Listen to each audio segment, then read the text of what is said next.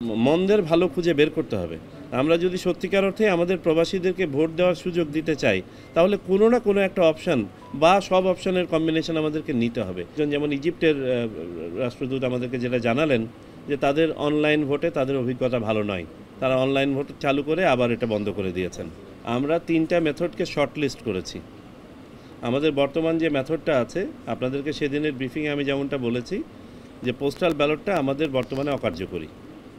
কারণ আমাদের হাতে যে সময়টুকু থাকে আপনার ব্যালট পেপার ছাপানোর পরে এবং ভোট গ্রহণের আগ পর্যন্ত, সেই সময়টুকুর মধ্যে এই ব্যালট পাঠিয়ে ভোট সংগ্রহ করে ফেরত এনে ভোট কাউন্টিং সম্ভব নয়। সুতরাং আমাদেরকে একটা বিকল্প পদ্ধতি বের করতে হবে যদি পোস্টাল ব্যালট থাকতেই হয়। তো আমরা সেটাকেও একটা পদ্ধতি হিসেবে রেখেছি। দ্বিতীয় পদ্ধতি আমরা বলেছি অনলাইন পদ্ধতি। আজকেও আমরা আমাদের যেসব দেশ আজকে অংশগ্রহণ করেছেন রাষ্ট্রদূতরা, তাদের কাছে আমরা জিজ্ঞেস করেছিলাম যে অনলাইন বা ডিজিটাল ভোটিংয়ে তাদের কোনো এক্সপিরিয়েন্স আছে কিনা এবং আমরা কোনো সহায়তা নিতে পারি কিনা। এখানে দু একজন, যেমন ইজিপ্টের রাষ্ট্রদূত আমাদেরকে যেটা জানালেন যে তাদের অনলাইন ভোটে তাদের অভিজ্ঞতা ভালো নয়। তারা অনলাইন ভোট চালু করে আবার এটা বন্ধ করে দিয়েছেন। আমি পাকিস্তানের যিনি প্রতিনিধি ছিলেন তাকে জিজ্ঞেস করেছি, আপনারা তো কয়েক বছর ধরে ট্রায়াল বা পাইলটিং করছেন, আপনাদের অভিজ্ঞতা কি অনলাইন ভোটিং সম্পর্কে। উনিও সুনির্দিষ্টভাবে তেমন কিছু বলতে পারলেন না। বললেন যে ওনাদের প্রাথমিক অভিজ্ঞতা ভালো, তবে এখনও পর্যন্ত ফুল ফ্লেজের অনলাইনে যাওয়ার মতন অবস্থায় তারা পৌঁছান নেই এবং তারা বলেছেন ভবিষ্যতে আমাদের সাথে আরও তথ্য শেয়ার করবেন। তো আর ফাইনালি আপনার প্রক্সি ভোটিংয়ের ব্যাপারে আপনাদেরকে বলি, প্রক্সি ভোটিংটা খুব ফরেন কিছু না।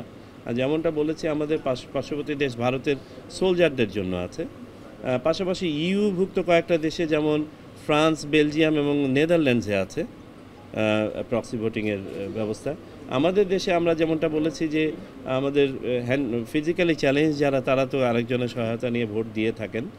আর সেদিন যে কথাটা আমি বলেছিলাম যে আমরা তো এমনকি জমি জমাও মানুষের মাধ্যমে পাওয়ার অফ অ্যাটর্নির মধ্যে বিক্রি করি। তো আমাদের এখন মন্দের ভালো খুঁজে বের করতে হবে। আমরা যদি সত্যিকার অর্থে আমাদের প্রবাসীদেরকে ভোট দেওয়ার সুযোগ দিতে চাই, তাহলে কোনো না কোনো একটা অপশান বা সব অপশানের কম্বিনেশন আমাদেরকে নিতে হবে। আর বড় স্কেলে যদি আগামী নির্বাচনে যদি আমরা প্রবাসীদেরকে ভোট দেওয়াতে চাই, তাহলে প্রক্সি ছাড়া আর বিকল্প খুব একটা আছে বলে মনে হচ্ছে না। কারণ বাকি যে দুটো বিকল্প আছে এগুলো পাইলটিং পর্যায়ে যাওয়া যাবে, লার্জ স্কেল ডেপ্লয়মেন্ট হয়তো বা করা যাবে না।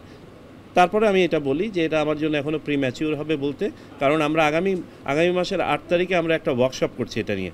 সংশ্লিষ্ট বিশ্ববিদ্যালয়, প্রতিষ্ঠান, আপনার এক্সপার্ট যারা আমাদেরকে এ পর্যন্ত প্রেজেন্টেশন দিয়েছেন, সবাইকে নিয়ে আমরা আগামী মাসের 8 তারিখে একটা ওয়ার্কশপ করব। এই ওয়ার্কশপের পরে আমরা দেখি কী ধরনের আর্কিটেকচার আমরা ডেভেলপ করতে পারি এবং সেখানে এক্সপার্টরা আমাদেরকে কি বলেন, কত সময় লাগতে পারে। তারপরে আমার মনে হয় বলতে পারবো যে কোনটা অপেক্ষাকৃত ভালো হবে। তবে যে অপশানই থাক না কেন, তার তো প্রোজ অ্যান্ড কনস থাকবে।